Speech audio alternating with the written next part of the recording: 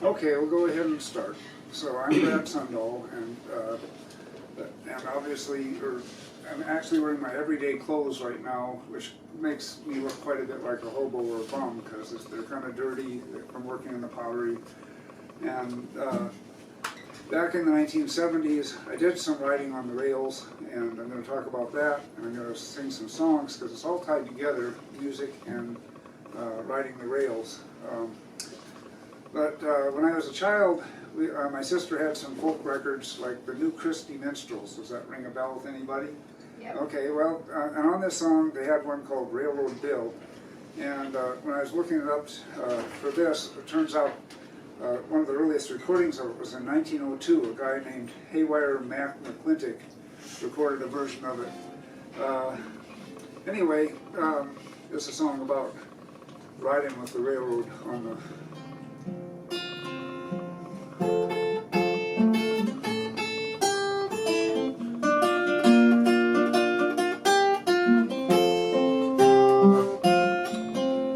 Railroad Bill, Railroad Bill. He never worked and he never will. He just ride, ride, ride. We're gonna ride with Railroad Bill. He was born one morning in the drizzling rain. At 2:45 he caught the westbound train. He just ride, ride, ride. We're gonna ride with Railroad Bill. Railroad Bill, he never had a wife. There ain't no woman lead a railroad life. He just ride, ride, ride. We're gonna ride with Railroad Bill. So Railroad Bill, he was a rambling man. Bill's been rambling since the world began. He just ride, ride, ride. We're gonna ride with Railroad Bill. We're gonna ride, ride with Railroad Bill. We're gonna ride, ride with Railroad Bill. We're gonna ride, ride with Railroad Bill. We're gonna ride with Railroad Bill. Nice. So, Railroad Bill, he was probably, if he didn't work, he was probably then a bum or a tramp. Because I learned from my studies that a bum is somebody that doesn't work and basically is, for whatever reason, just he doesn't work, he doesn't travel, he just is living at the bottom of humanity. The next up from that is tramps who aren't willing to work, but they go traveling around, riding on the rails and stuff. And then there's the hobos. And when I grew up in South Dakota, they have a hobo day every year in Brookings, South Dakota, and I think it's because they're on a train track, because the local college team is the Jackrabbits, which has nothing to do with hobos. But anyway, hobos, it turns out, are the equivalent of migrant workers. So you Set might up a few more chairs. okay. Okay, good. So hobos were migrant workers. They traveled on the train tracks because that was free and an easy way to get around and follow the crops and everything. You'd think that they mostly are poor people, for sure, but some of them were on their way up. And people that you might have heard of before, like the famous Western author Louis L'Amour, he grew up in North Dakota, and his first trip out of North Dakota was riding the rails, hopping a freight train, and heading out west, where he got into the Western mystique. Another one from Yakima, Washington, was named William Douglas. William O. Douglas, he's sometimes known as. He was a Supreme Court justice who didn't have the money to go east to go to school, so he hopped a freight going east. So. One that you probably are familiar with or have heard of is Woody Guthrie, who, when I was in high school, I read his autobiography, Bound for Glory, which is also made into a pretty good movie. And in both the movie and the book, it starts off with a scene of he's riding in Minnesota in a freight train, and it's so full of other people riding in the freight train that he ends up having to climb up on top of the car to avoid the fights and stuff that are going on inside it. And to me, I always thought, well, that's a gross exaggeration. And I'm pretty sure it was, except for the fact that when you read the statistics, that during the 1930s, which is when Woody Guthrie was probably doing that, there were millions of people out of work, and millions of people were hopping the freights and catching a ride in the boxcar. You probably heard about riding the rods. There was these kind of rods that ran underneath to the brakes, and that was the most dangerous place to ride on a train. But anyway, I'll get to that when we talk about how we actually get onto the train. I wanted to throw in one song that identifies with the workers, and it's a song of Woody Guthrie's. And it's also written about our northwestern land. It's called Pastures of Plenty.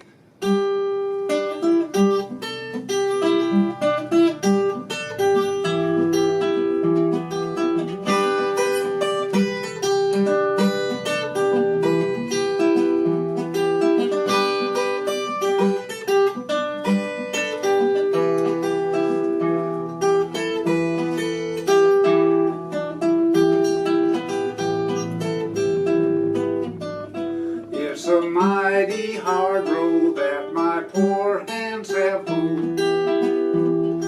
My poor feet have traveled the hot, dusty road. Out of the Dust Bowl and westward we rolled. And your deserts was hot, and your mountains was cold. Well, I worked in your orchards of peaches and prunes.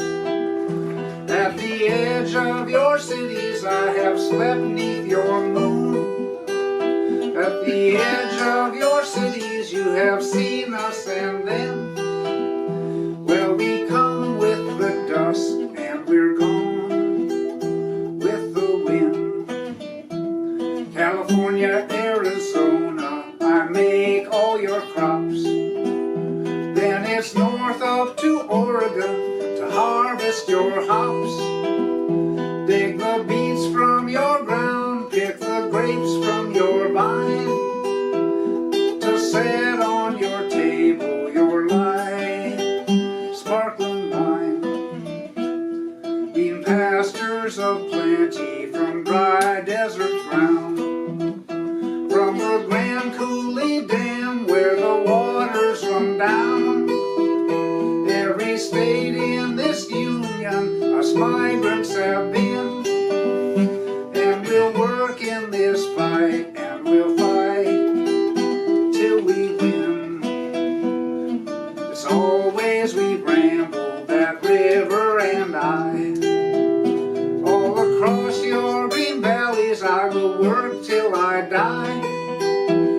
My land I'll defend with my life if need be, for these pastures of plenty must always be free.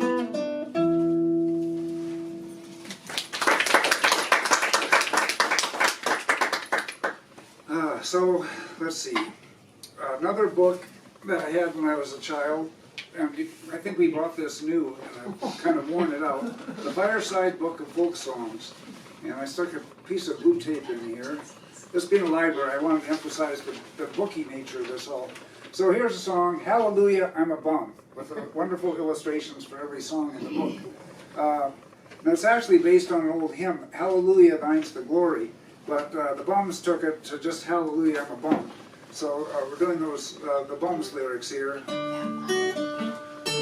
Oh, when springtime comes, oh, won't we have fun? We'll get out of jail and we'll go on the bum. Hallelujah, I'm a bum. Hallelujah, bum again. Hallelujah, give us a handout to revive us again. So I went to a house and I rapped on the door. The lady says, bum, you've been here before.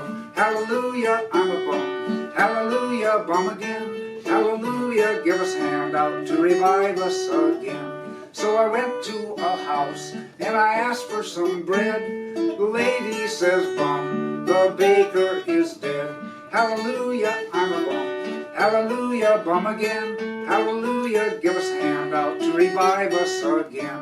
Well, I like Jim Hill, he's a good friend of mine. That's why I am hiking down Jim Hill's main line. Hallelujah, I'm a bum. Hallelujah, bum again. Hallelujah, give us a handout and revive us again. Veblen trivia.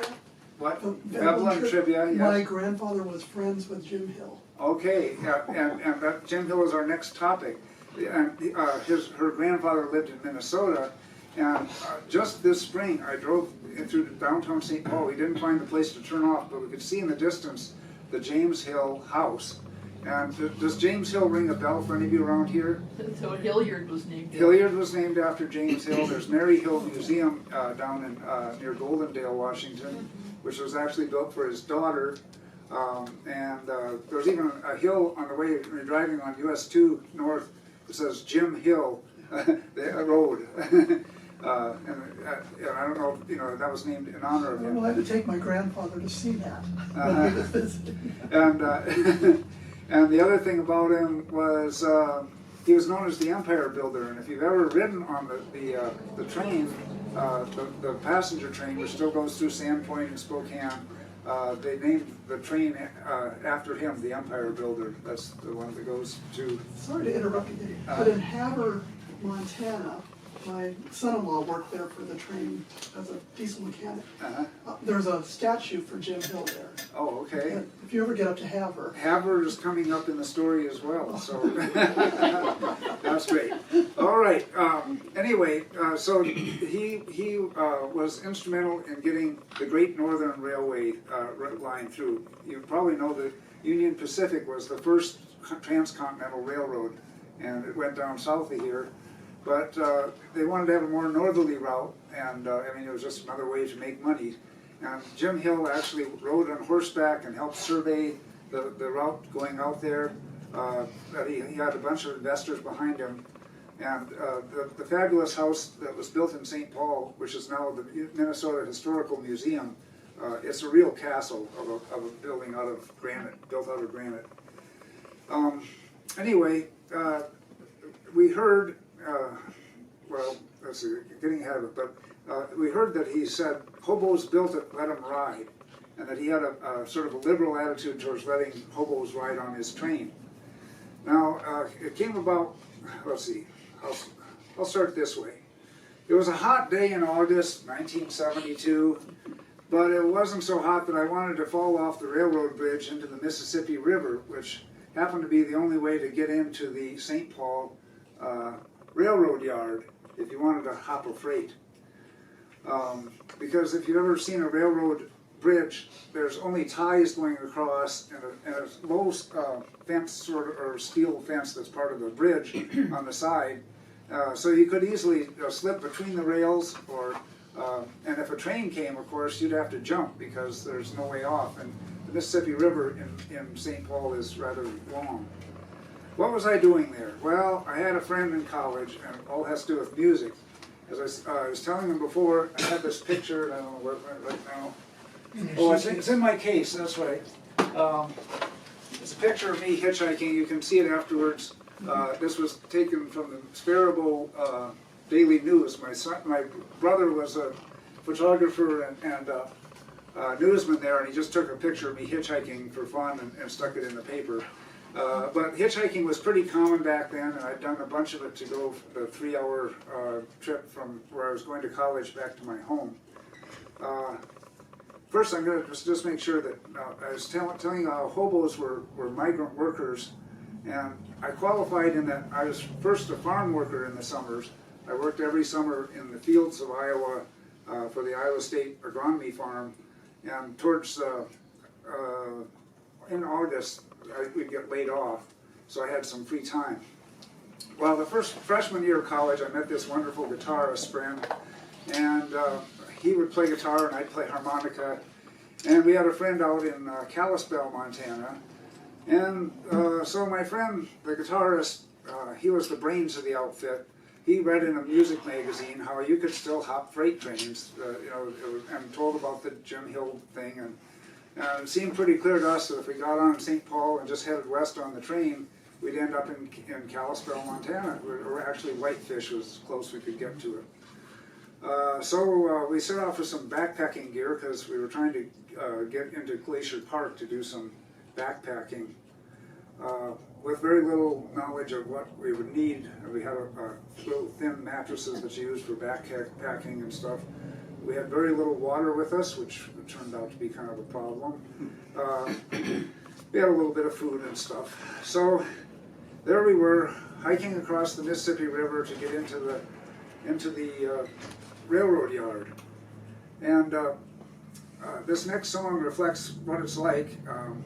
Surprisingly, the people that were working there were very tolerant of us, and actually there were some other young people waiting to catch a train, and there was about 3 or 4 of them, and we came over and joined them, and one of them said, "I'm a hogger's son." And we said, "Oh yeah? What's that?" "Oh, he's an engineer. That's what you call an engineer." And he said, "You want to catch the next hot shot going west?" Okay, well, you kind of heard of somebody being called a hot shot, but for them a hot shot was a train that doesn't just stop at every little stop, but is going a long ways to the west. And so we talked to some of the people who worked there, and they said, yeah, it's three lines over, and they warned us against getting too close to the end of a partial train, because there's a whole bunch of lanes of trains there, and some of them are getting built, and they will get cars bumping into them, which makes the whole thing jump a little bit. Anyway, this next song is one that Woody Guthrie liked. I don't think he wrote it. It was called The Danville Girl, or Good Morning, Mr. Railroad Man, and it describes what you do to catch a train. Well, I went down to the railroad yard just to watch those trains roll by. I knew a train would roll that day, but I did not know what time. Good morning, Mr. Railroad Man, what time's your train roll by? At 9:16 and 2:44, 25 minutes till 5. Oh, 9:16, 2:44, 25 minutes till 5. Well, thank you, Mr. Railroad Man, gonna watch your trains roll by. Standing on the platform, smoking a cheap cigar, waiting for some old freight train that carries an empty car. I rode her down to Danville town, got stuck on a Danville girl. You bet your life she was a pearl, she wore that Danville curl.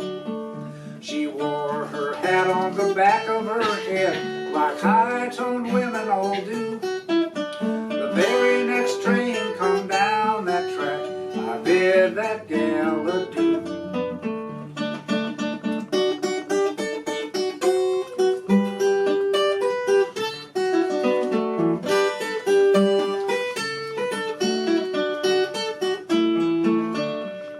So good morning, Mr. Railroad Man, what time's your train roll by? Well, 9:16, 2:44, 25 minutes till 5.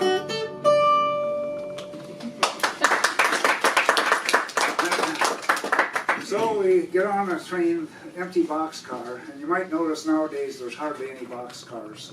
I kind of watch for them. I very seldom see them. It's all cart containers, and at that time there were also a lot of piggyback. The back ends of semi-trailers were loaded onto a flat car. They call those piggybacks. And it turns out those are the two best places to ride. The boxcars, if they're empty and the doors are wide open, are great places if it's summer. And but the smoothest ride is with the loaded semi-trailers, because they don't get bounced around so much. So you get onto the boxcar and you wait until all of a sudden there's kind of a bang and it moves. I've been on Amtrak too, and they have a very smooth start, but freight trains don't worry about that kind of thing. Just ka-choom, and you're underway.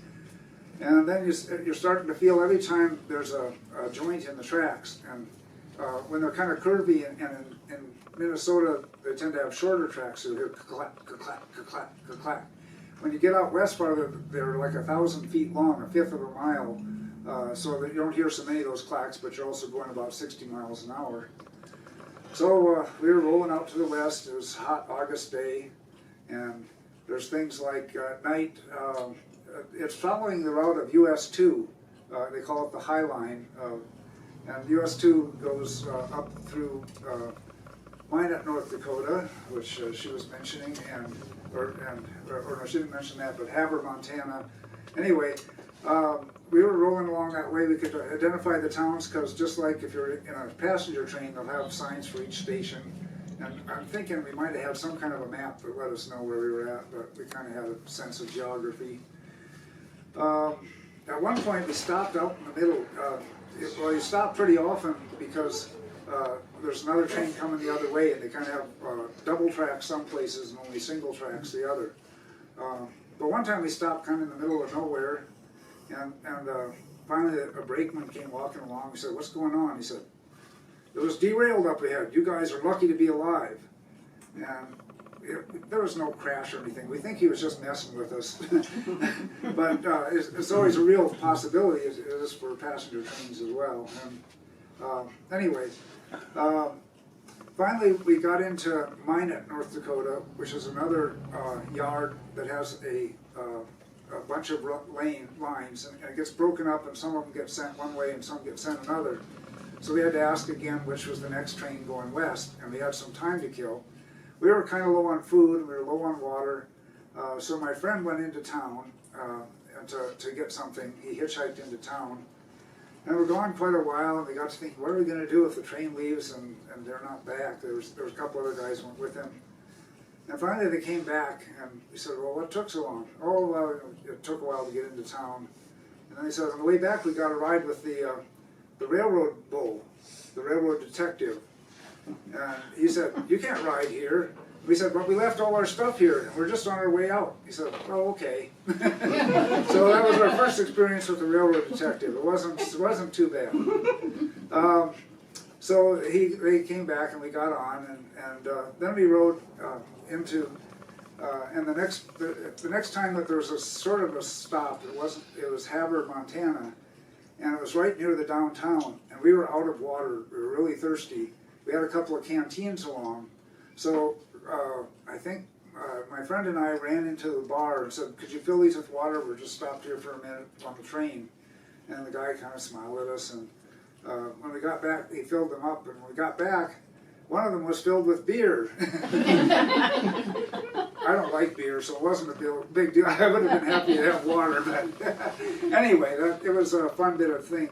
And right in that area, there's Harlem and Havre are two towns near each other, and it reminded us at that time of a song called 9 Pound Hammer. And it's not really a railroad song, but it has lines, and I'm going to do just enough of it so you get a sense of the lines that we kind of parodied. I'll do, let's see, the beginning of it. Well, roll on, buddy, don't you roll so slow. How can I roll when the wheels won't go? Roll on, buddy, pull a load of coal. Well, how can I pull when the wheels won't roll? It's a long way to Harlan, it's a long way to Hazard, just to get a little brew, boys, just to get a little brew.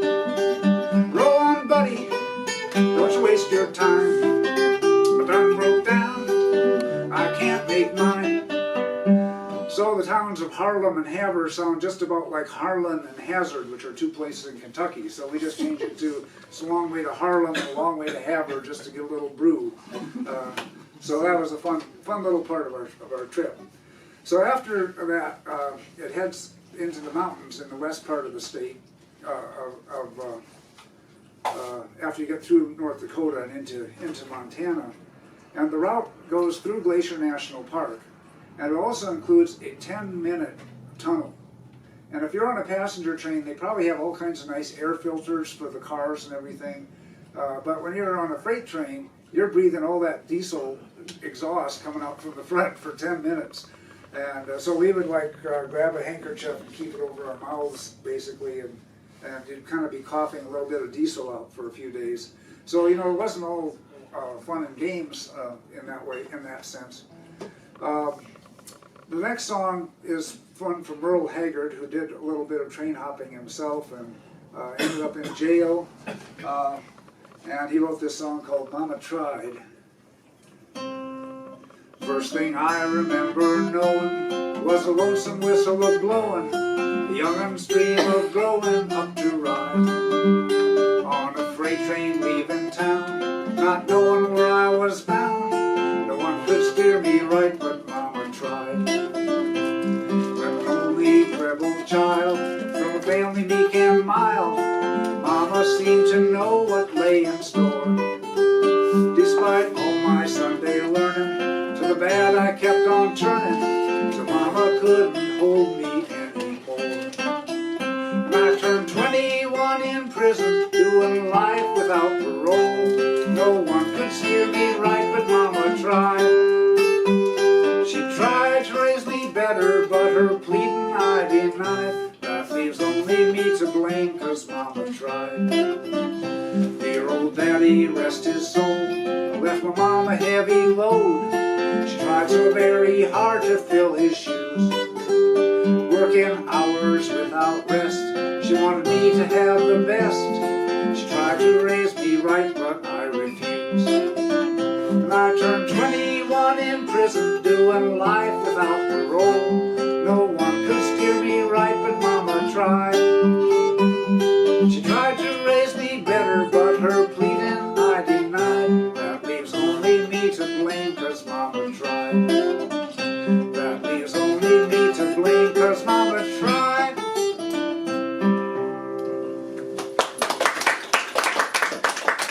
Okay, so that trip ended just west of Glacier Park, where a friend picked us up in Whitefish and took us up into Glacier Park, and we did our backpacking and returned home.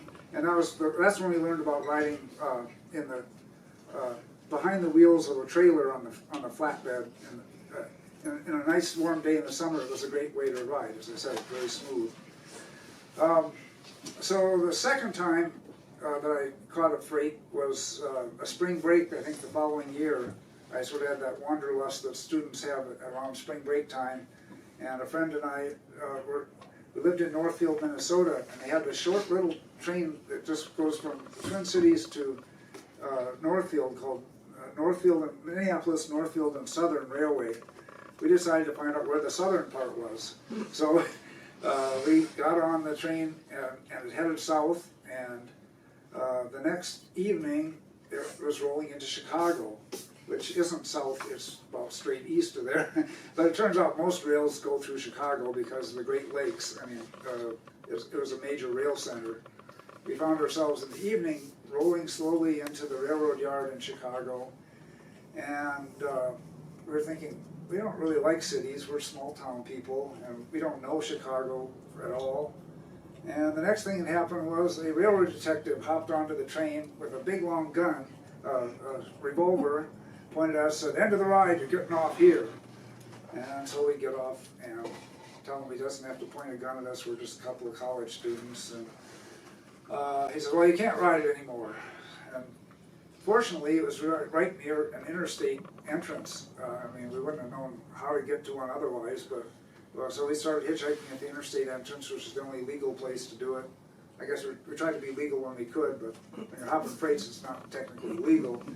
Anyway, and we caught a ride with some guys that were out listening to Star Trek tapes on their and just cruising around, and they gave us a ride to the south. We got out of there, and our goal for that trip was to go visit Hannibal, Missouri, the home of Mark Twain and the Tom Sawyer. We had that kind of romantic image of the life of somebody like Huck Finn going down the river. And we actually did make it, but with a lot of hitchhiking. One more time on the trip, we got onto a train, but it finally ended up on a siding and it wasn't going anywhere, so we ended up hitchhiking. But, I mean, every bump or hobo does their share of both hitchhiking and hopping freights, and neither of those happens much anymore. So it's kind of a time gone by. However, when I was in the 1980s, when I moved here, and Althea's, my wife's parents, lived in Spokane, and next door to them there was a person that didn't have a lot of money at that time, so she was willing to give haircuts to some of the poorer people that were sort of artistic in the community. So I went over there one time, and the person before me was a guy named Bruce Phillips. His nickname was Utah Phillips, and he was actually a famous musician. And at that time, I had a record of his called "Good Though," and he had written songs recorded by Joan Baez and a lot of popular musicians. He had one called Rock, Salt, and Nails that was a pretty big hit. In the bluegrass community, he has one called The Green Rolling Hills of West Virginia. And his nickname was Utah, but he seemed to live a lot of other places and write songs about other places besides Utah. Anyway, he was living in Spokane at that time, but he hopped freights regularly. And a number of his songs, the whole album was, he was given artistic control of the album. And every song would start off with the sound of a classic steam engine or something like that. And the theme would always be the rails. So I've got two songs by him now. The first one is a sad song about a hobo and his dog. Anyway, well, I guess I got to explain a few things. I was saying about these railroad yards, they got all these different tracks. They have a kind of elevated place where they break the trains up, and they separate them off, and it's up higher, and it rolls down, and then switches off onto the different tracks, and then it humps into the next train. So they call that the hump where it starts. And let's see, in this, I've got to look through the lyrics. He switched a reefer off the main. A reefer is a refrigerated refrigerated car, and humped it into Boomer's train. So that when that line comes in the song, you'll understand that he was out there amongst all these trains. They roll along very silently down the tracks, so you can see that might cause some trouble. I guess his name was Boomer Bill. If that won't do, another will, 'cause a hobo doesn't need a name. He never gets no mail.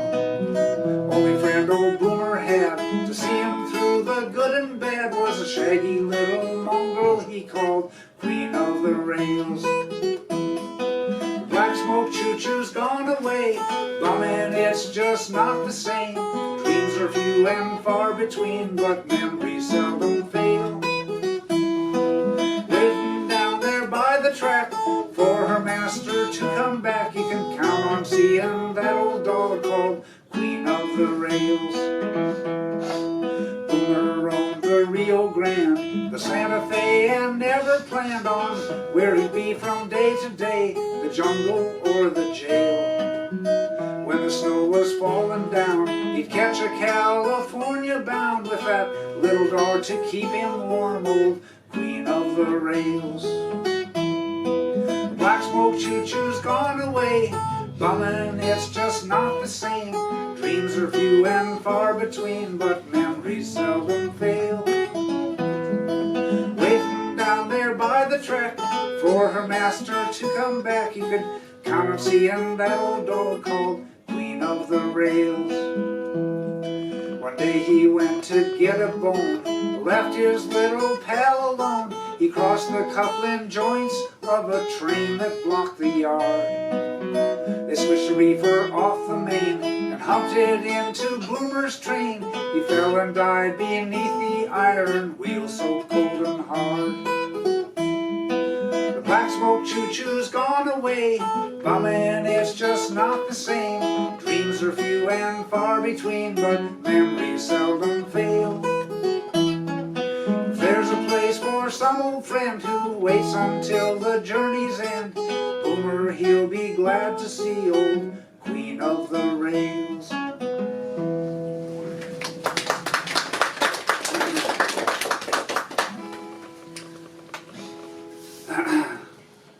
The next one is just sort of describing another sad incident, but in a kind of romantic way. It's called I'm Going Away. It's kind of a mixture of a story on what happens and longing for a lost love. So it's, anyway. Is that the moon I see over there in the west? Or just the headlight gleam? C&O Express. I know she's gone.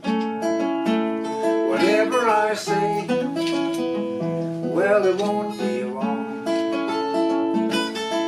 till I make up my mind and go away.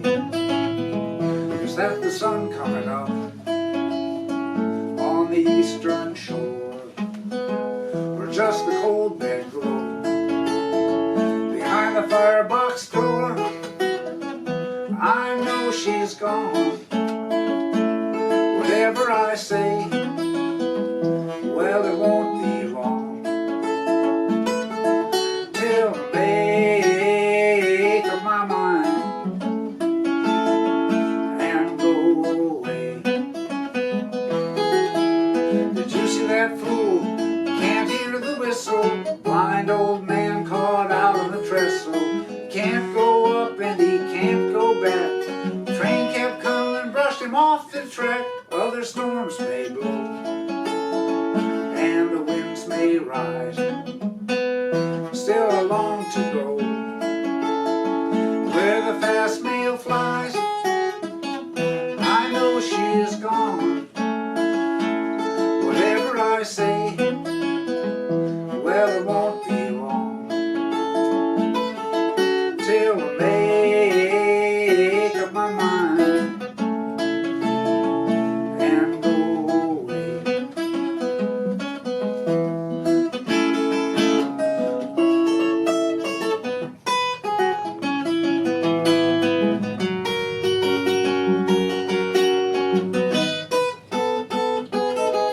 Other storms may blow and the winds may rise. Still I long to go where the fast mail flies. I know she's gone. Whatever I say, well, it won't be long till I make up my mind and go away.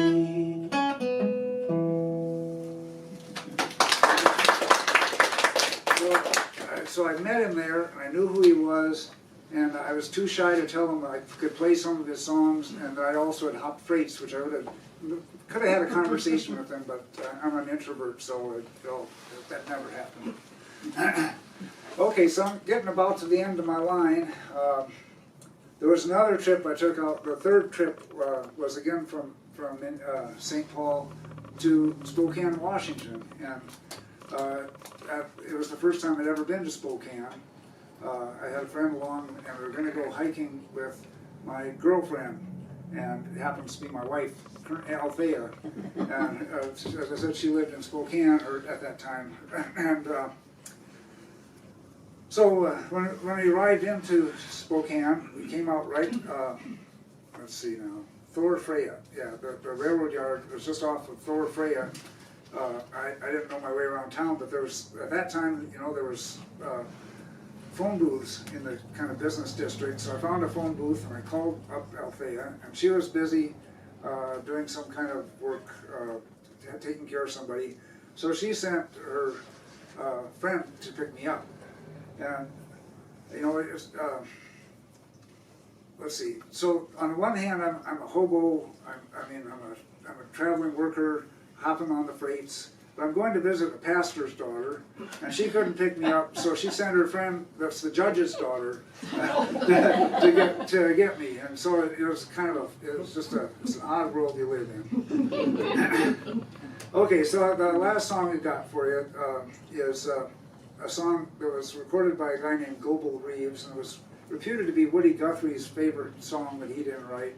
And actually in the movie Alice's Restaurant, they go to visit Woody when he's incapacitated with his disease that killed him, Huntington's chorea. And anyway, apparently the song that actually was sung at that time was this song, which is called The Hobo's Lullaby.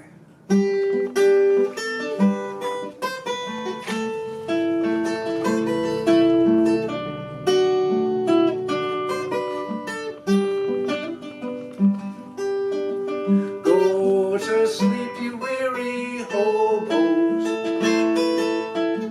Let the town drift slowly by. Can't you hear the steel rail humming? That's the hobo's lullaby. Don't you worry about tomorrow. Let tomorrow's come and go. Tonight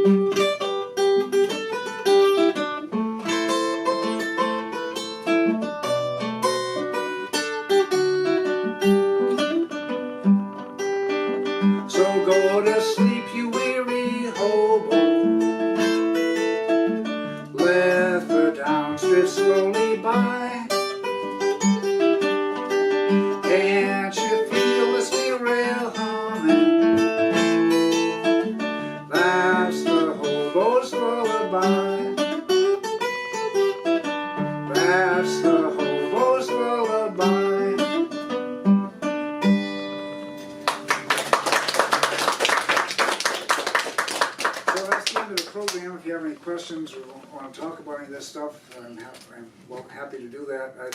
I didn't. That's a very romantic song too, because it says, "Can't you feel the steel rails humming?" And in my experience in the boxcar, the first time we stopped, we looked around for cardboard to put as extra padding because an empty boxcar has no springs to speak of, so you're just bouncing up and down on that thing. So it's more you're hearing the engine, the steel rails humming and the rattling of the cars, and it's hard to sleep on a train, but it's a lovely song nonetheless. Anyway, thank you all for listening. And